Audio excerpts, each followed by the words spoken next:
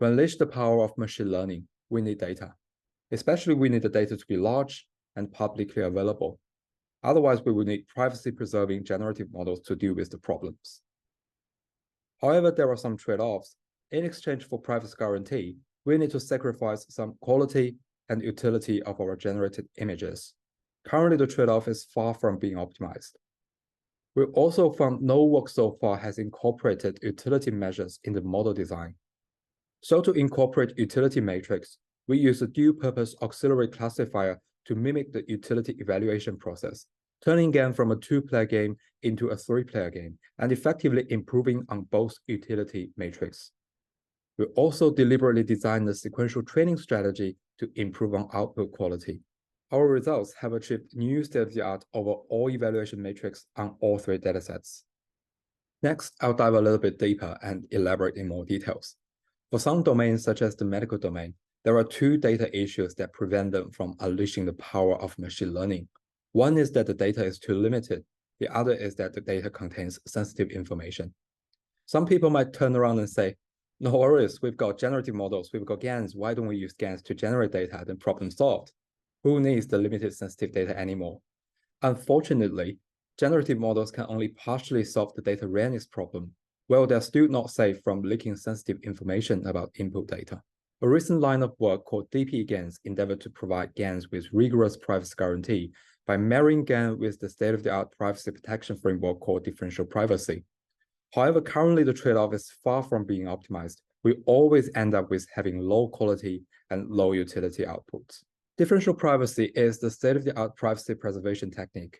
It can be achieved by using the Gaussian mechanism, which is simply to add Gaussian noise to the original function, where the variance of the Gaussian noise is proportional to the function's L2 sensitivity on adjacent datasets. In DP-GAN, this function f is the generator, so we bound the sensitivity of the generator function by clipping the gradient norm to be within 1.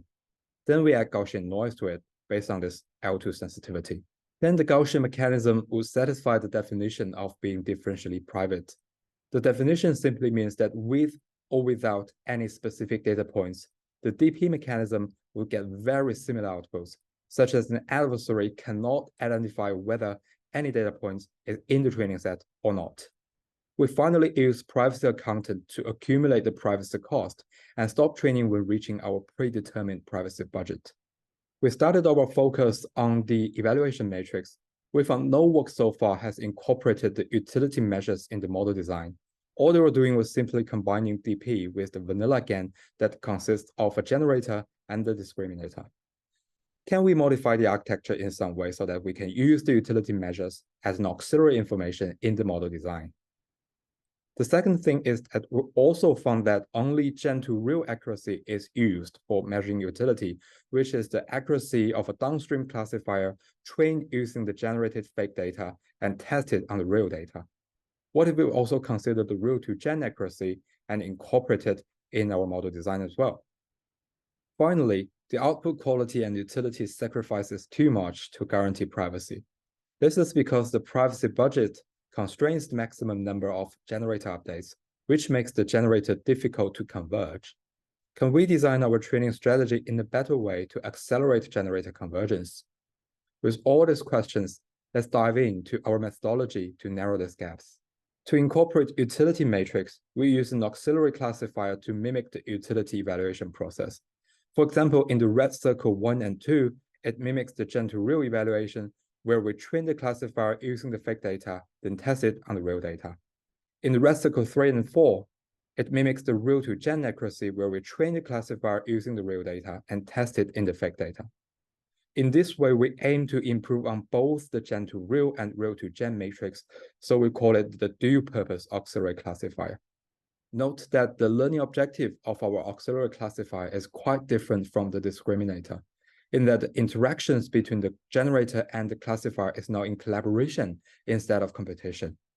As can be seen from the equations, they have the same goal of minimizing the classifier's loss on the fake data, while the generator and discriminator are training adversarially, where the generator wishes to minimize the discriminator score and the discriminator wishes to maximize it. However, this brings additional complexity to the training of the classifier, as the learning sources of the classifier are from different data domains and distributions. If not designed properly, the gradients would be very noisy during the training. The key to our proposed training strategy is sequential training. Recall that the discriminator's task is to discriminate real from fake. Thus, it's necessary to batch the data in a way that corresponds each real data with its fake counterpart. As a result, the discriminator learns from both data domains simultaneously as shown in the figure. In comparison, the task of the classifier is instead to discriminate between classes. Therefore, the correspondence should be shipped from the real to fake labels to the class labels. Moreover, we find that for classification tasks, mixing the losses from real and fake sources into the same equation would result in noisy gradient that confuses the classifier during its updates. So we train the classifier sequentially and for two separate updates, first using fake data, then using real data. If we focus on the classifier half of the image and go through it step by step, in summary, the entire process is like me acting as the classifier and talking to the generator that in step 1, I was entirely trained by you, and then in step 2, I go and see what real data look like.